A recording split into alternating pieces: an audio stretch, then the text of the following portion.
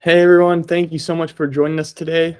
Um, yeah, I want to take a moment for everyone to log in and join the call. So, grab your coffee, grab a seat. We'll start in about 30 seconds. So definitely, take a moment to join.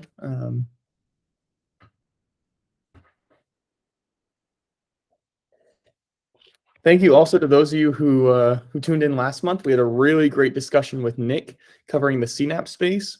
So I really encourage you to check out that previous webinar if you're interested in learning more just about the CNAP space or more about just consolidation of tooling in the security industry.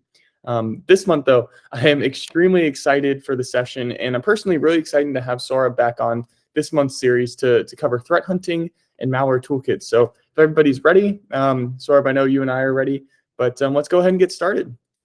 So before we get into it all, just a few introductions. So Saurabh, thank you so much for joining us today again. I'm really excited to have you back. You have a really, really interesting background. Why don't you take a moment, just introduce yourself to everyone? Thanks, Jeremy. Hi, everyone. My name is Saurabh Vadhwa. I am a senior sales engineer at Uptycs. And prior to Uptycs, I worked in the UBA and the threat intel space. Today, I would be taking you through the demo and show you how we can detect APT attacks within your environment using Uptycs. Thanks for that great introduction. Yeah, so a quick introduction about myself. I am a technical product marketer here at Uptycs. So prior to Uptycs, I worked at Deloitte, focusing on day-to-day security operations and systems engineering for government clients. And yeah, in my spare time, I enjoy playing and watching soccer. So Saurabh, you've been on a couple times already, but since you've been on, we've actually kind of changed it up a little bit. And we now add in a few fun rapid fire questions just to break the ice, get to know you a little more. So yeah, first off, I got two questions for you. What is your favorite movie and what is the best dish you can cook? Favorite movie? A lot of them come to my mind, but if I have to narrow down my absolute favorite ones, then it would be the Dark Knight series. Oh, nice. That's so I good. love Christian Bale, so I would say that. And then when it comes to food, I'm a big foodie and I'm a big dessert person. And when it comes to desserts, I love to make tiramisu with a little Oh, bit of wow. alcohol. So that That's awesome. I really feel like that's a great one. It takes kind of that delicate touch to make, and then you kind of have that nice reward at the end, just like a nice sweet. So that's cool. Yep.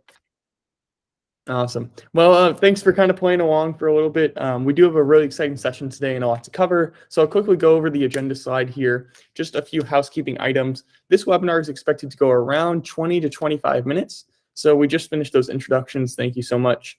I'll walk us through the first section, covering the background of APT threats, really understanding what are these advanced threat groups? What are their backgrounds? What are their tools or techniques we're seeing them use? Next, I want to put this background into a use case and really show you the profile of two notoriously well-known threat groups, first Wizard Spider and then Sandworm. Then at the next stage, we'll get into the fun stuff with the live demo led by Saurabh, diving into the APT threat profiles we have in the Uptycs platform, and really getting into how we detect malicious actors using these YARA toolkits. So we left time at the end for an open Q&A, but of course, use the Q&A button down below, ask us questions along the way, and yeah, feel free to chime in. So as we dive into this, let's just set the stage first for what is an advanced persistent threat group, or APT as we call it. There are a lot of threat actors out there. Some act alone, some act in small teams, and some operate in what we call an APT group, where it's run almost like an army unit or just like a full-on company. These hackers will be extremely well-resourced and work together to build new classes of malware, or they'll work together to hack specific target groups. So kind of that background now leads us into the idea of, okay, what is the motive here? These groups have a variety of socio-political or economic motives that we see. Typically, this branches into two categories. One focused on ransomware, crypto miners, or other forms of malware that exploit financial gain. So these groups work together to make a profit or a living off of hacking. Other groups, though, and these may be more state-funded, are just in it for disruption and to extract data from specific targets. And this will be run much more like a military unit, where they have specific targets and operations they're working to exploit, and they have extremely advanced tactics or technology to achieve those exploits. This then leads us into the question of, okay, they have this background, they have this well-resourced background. They have these motives. What are the actual tactics or technologies that these advanced threat groups have developed? Are they all 0 days? Are they that level of research? And the answer is no. We're able to actually classify their malware, and for the most part, attribute a lot of the malware we see in the wild and tie this back to specific APT groups. And this is what we call a malware toolkit. So this is the tactics and technique signatures that we're seeing tied to specific APT groups. So here at Uptycs, we use these toolkits to first identify malware that could be attempting to enter or run on your assets. And this is extremely useful for catching malware before it proliferates across your network. And finally, we get to bring this all together with our threat profiles. So Saurabh will walk through these in the demo, but what a threat profile does is bring together all the threat intelligence we just identified across hundreds of APT groups. So what are their motives? What are their typical target sectors? How do they operate? What are the malware signatures that we're seeing them use? And we tie these profiles together with the malware toolkits, letting us quickly identify and classify specific threat actors and the malware they may be using against you. So I just spoke for a long time. I want to pause for a moment there. Saurabh, any thoughts on APT groups? I'd love to kind of hear your perspective on how we as blue teamers think of defending against an APT group. Jeremy, like APT, obviously it's advanced persistent threats. If you focus on the word persistent, right? So these attacks, right? Even if they infiltrate your environment, they'll just lie low, right? They'll persist, and they're not like they'll enter and do something malicious right away and just leave. They'll wait.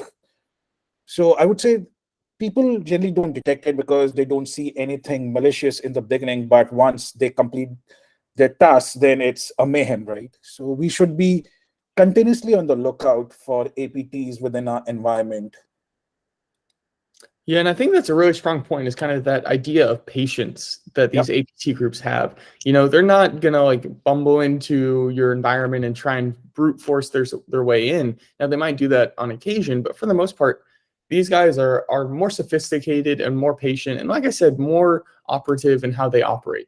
So kind of moving off from that background piece and trying to really focus in on a couple use cases here, let's look at the Wizard Spider APT group. So Wizard Spider is a profit-oriented APT criminal group, and they're based out of Russia and Eastern Europe. So what profit-oriented means is that they run ransomware campaigns to extract the ransom and maximize profit. So they're looking to maximize the profit they can get from targets and really maximize the number of systems they can exploit. So you may actually recognize them already from TrickBot, which is a malware for Windows that exploits access techniques to enter and proliferate across targeted systems. So they use TrickBot to be combined with their Ryuk ransomware, which is also pretty infamous, to first enter a target system using TrickBot, and then use the Ryuk family of ransomware to hold your systems and data hostage. So just a few notable examples to kind of cap this summary off. They've hit US state governments like Florida and Georgia. They've shut down the HSE government agency in the Republic of Ireland. And one kind of interesting tidbit I always like to add is the group is even known to have a condition in its ransomware to avoid systems using the Russian language, which for us kind of says a lot about its targets and its origins. So when we talk about Wizard Spider, we think profits, we think making money through cybercrime. On the other hand, when we look at Sandworm, we're actually looking at a destructive APT group that's just not focused on profits or keeping data. Sandworm focuses on a class of malware called wiper malware, meaning the data is wiped, and paying the ransom is really trivial to them as they likely wipe the data regardless. Their goals here are to cause disruption and mayhem. And as you can see from the notable attack list, there is a very clear target being focused on in the recent years and the recent months. Sandworm goes by a few names, but they are known to be part of the Russian GRU, which I'm not familiar with the GRU, but it's essentially the Army intelligence branch. So they've worked on some really high-profile attacks, such as the current cyber attacks in Ukraine, taking down the Ukrainian electrical companies in 2015, as well as the infamous NotPetya attacks. So NotPetya is just a fascinating story, with Sandworm modifying the original Petya ransomware and then using the Eternal Blue exploit on Windows operating systems. So NotPetya worked by first encrypting the master files in the hard drive, forcing a restart of the system, and then when rebooted, the systems would show instructions to wire $300 worth of Bitcoin to an address in order to get those files unlocked. At the same time, though, the malware would be actively hunting for any local connections it could hop to and just quickly infect across endpoints or workloads. So I could really dive into NotPetya and other Sandworm malware for honestly like an hour, but I want to make sure we get into the fun stuff with the live demo. So I'll hand it back to you before we get into the demo itself. Obviously we've talked about kind of that background of why these APT threat groups are well resourced, how to kind of parse out these profiles of, are you in the ideal threat profile of these APT groups, and then using these toolkits to actually classify the malware they may be using. So I want to turn it over to you, Saurabh. I know you have a great use case around an actual YARA toolkit we have in the system. I know you built one called Delta 68, kind of first showing that story of how we tied that to a threat profile, and then second, actually detecting this malware and breaking down that malware. So I do want to get into all that. Any thoughts as you kind of take over? I would like to say, Jeremy, thank you so much for the great overview. And as you nicely put it, like we do have the APT profile data, the toolkit data in our platform, and we do have YARA scanning that scans for toolkits. And for the audience, if who are not aware of YARA, so YARA is kind of a pattern matching Swiss knife for malware hunters. Right, we look for different signatures, patterns within a malware. And YARA actually stands for yet another recursive or yet another ridiculous acronym. And threat hunters or malware hunters have used it to detect families of malware. And I'll show you how we can do that inside Uptycs. So let me share my screen and I'll take you through a brief demo of how we can detect APT threat groups and the toolkits using YARA. Sounds great. Thanks. Yep. So within the platform, right, we do have something called as threat profiles. And if I open it up, you will see we have these different actor groups, APT groups. And as Jeremy gave you a walkthrough of Wizard Spider and Sandworm, if I click on Wizard Spider, you will see the description about this particular thread group, the aliases it goes by, the reference links. So if you want to go and check out more information regarding this particular thread group, you can go to the reference links provided. And we also provide you the toolkits that these APT groups have been using to launch the attacks. I will focus on this one called Mimikatz. So if I open up Mimikatz toolkit, it will show you again, like an overview of the description and reference links. And based on these toolkits, as we have already mentioned, that we have YARA signatures present within the platform that do the malware matching, right? And so, yeah, I'll show you how a YARA rule looks like, right? So we have YARA rules which are dependent on the operating system like Linux, Mac OS, Windows, and even cross-platform. So if I pick up this one, cross-platform YARA rules, in this case, if you focus on the first one, which says coin miner, right? Here we are looking for a malware called coin miner. And there are 4 strings that this malware contains, TCP, UDP, SSL. And the condition we are looking for is if any 2 of these strings are present, then we have a hit with the coin miner malware. For the purpose of this demo, what I did was I actually went in and I created my own simple YARA rule called Delta 68. And in this case, I specified four different strings, right? And if any one of these strings is present in the malicious process, the malware process, we know that this is Delta 68.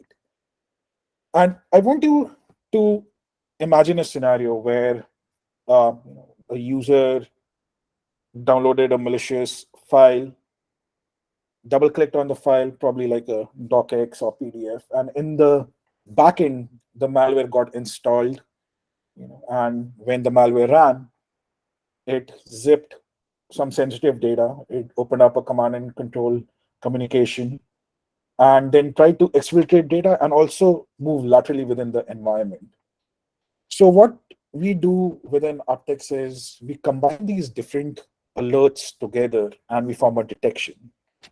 So if I go to the detection screen, right, we have this detection called YARA rule match on process memory Delta 68. That's the name of the malware.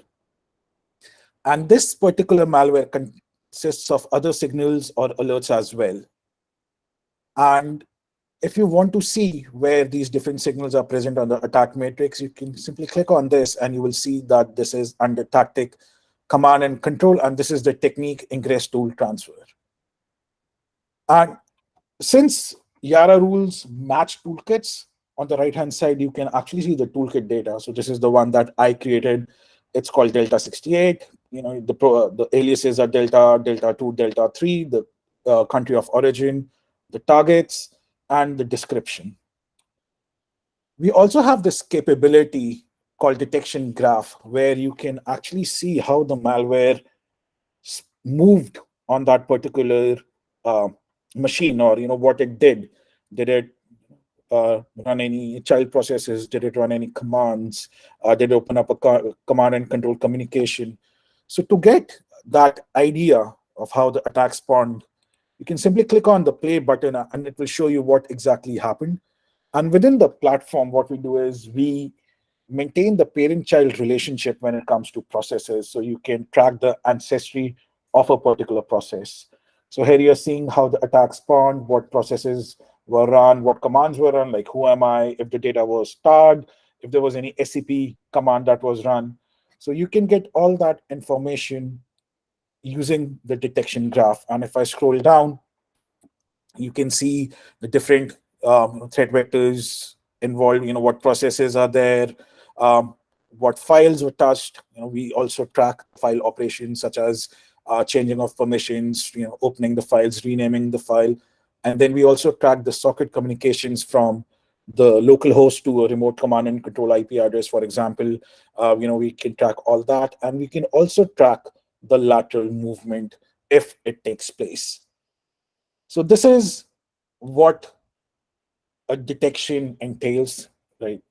But imagine a scenario where there is this APT group out in the wild targeting your fellow organizations like finance, healthcare, aviation, and someone shares with you the indicators of compromise, like domains, IP addresses, file hashes. So you get that information and you want to see within your environment that was this bad IP ever seen in my environment, or was this domain ever detected? It was present in my environment. So we have this capability called as thread books, where you can ingest those indicators of compromise, and you can run it across your whole data set to see if any of those IOCs were present in your environment. Let me pick up an example. It's like Emotet infection with Cobalt strike. We got the indicators of compromise, the bad IP addresses. We specify the IP addresses and simply click on run now and specify the start date and the end date. And we will go and look across the whole data set to see if these 3 malicious IPs were ever present in your environment. So just to give you an overview of the platform, as Jeremy already gave you a good head start, and looking at the demo, you will feel like how we can detect those APT threat groups in your environment using really powerful YARA capabilities. Yeah, thank you so much for kind of walking us through that. And I think it's really powerful to see it all come together. When you look at each piece separately, it's still really powerful to kind of see, okay, this is the toolkit, this is the threat profile, this is the description of what kind of threat groups we're seeing out there. But when you bring it all together and you're able to correlate that data from, okay, the bad domains and the bad IP addresses, what kind of dry 3 buckets am I looking at, and actually move that together to look at the toolkits themselves and look at detections that are firing off of those toolkits, it's able to kind of slim down those alerts and really kind of get away from that alert fatigue first off. And then second of all, just give you that great context to be able to understand how do you react to these. And so I think, that's just a fantastic overview. So thank you so much for doing that. So I do want to be mindful of our time, though. Thank you so much for all of you who joined. I do want to open it up for the Q&A. So I've seen a couple questions come in. Can go ahead and answer those. But if you have any other questions, definitely feel free to ask them down below. Let's see this first one. I don't know YARA, but think it's extremely valuable. Would Uptycs help me write new rules? Yeah, Saurabh, do you want to take this one? So the question's around someone who's really interested in YARA, but maybe can't build the rules themselves. Would we be able to assist them in that process? Yes, definitely. We have a dedicated thread team actually working in the backend, adding new YARA rules and expiring the old ones. So if someone needs any assistance, then our thread team would be more than happy to create new YARA rules for them. Awesome, thanks. So I see another one around the idea of threat profiles being more of a proactive or a reactive security stance. And I think that's a great question. So yeah, I think when you think about these threat profile groups and these malware toolkits, I actually think of them as extremely proactive. We are actually kind of turning the tables a little bit on these attackers and going and hunting for these signatures and hunting for these actions. And once we identify these signatures or we identify this malicious movement, we can actually take action. Like, if we see it on a machine before they perform lateral movement, we can actually quarantine that machine. So I view just kind of this profiling, identifying these threat books, as we call them, of the bad domain IPs, as something that's extremely proactive in security to kind of take control of your environment and be proactive in kind of keeping the bad guys out. So I think that's a great question as well. If anyone has any other questions, feel free to ask. I know that, for these demos, they can be a little surface level and kind of covering some great topics, but covering a span of them. So if you have any questions or you want kind of like a deeper dive, definitely reach out. Sarah and I both love talking about this stuff, and we're happy to kind of keep going into it. If you have a specific question around, threat profiles or a specific malware toolkit or specific APT group, or if you're just interested in how to build a YARA scan, definitely just shoot me an email or follow up after this call. But yeah, thank you so much. And yeah, hope you have a great rest of your day. And thank you so much for joining us this week. So yeah, Saurabh, any final thoughts though, before we kind of get away? I'll let you kind of have the floor before we break out. I would just like to thank everyone like you, Jeremy, and the audience who showed up. And I'm hopeful that they found some value in this. And if you want to schedule like a deeper dive, please feel free to reach out to us. Perfect. Well, thank you so much, Saurabh. Thank you so much for everyone who joined this month. And yeah, have a great rest of your day and a great rest of your week. All right. See you guys. Thank you. Bye. Thank you.